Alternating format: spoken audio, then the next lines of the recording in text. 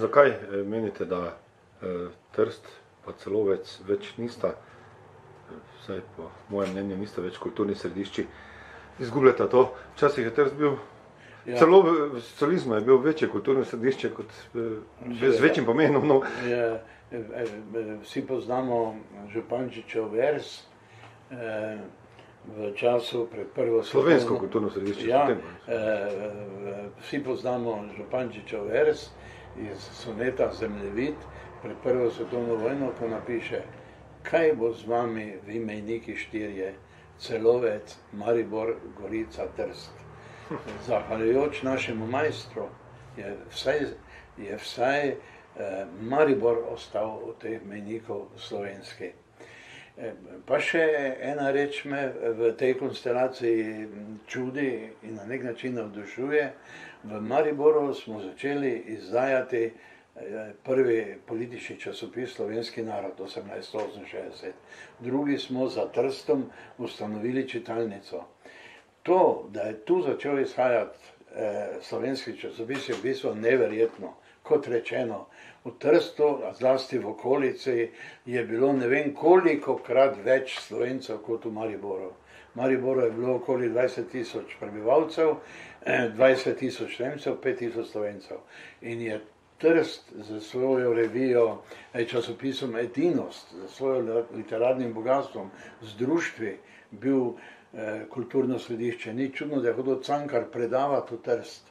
Cankar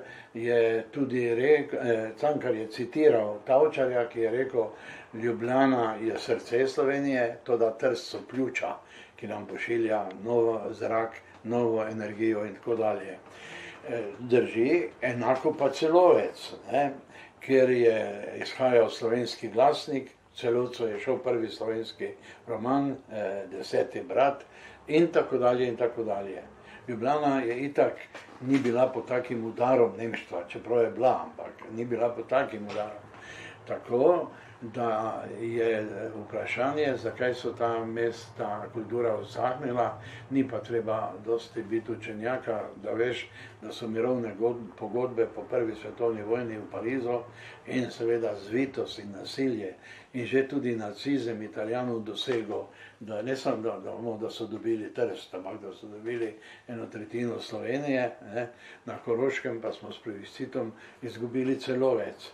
In če ni zadaj matične dežele, torej domovine prave, seveda so pogoji strašno težki. S tem, da rečem, da nikoli ni Ljubljana, tudi v socializmu, ne do konca razumela tega problema. Na Trst je vedno gledala politično, če so bili tam levičarji in pristaši Tita po Informbiroju, veste, za tisti grozen razkol, je tudi vodila eno, bi rekel, nezrelo politikansko politiko do obeh centrov. Pravzaprav je drugo stran politične opcije, zlasti krščansko, zanemarjala, da ne rečem še kaj hujšega.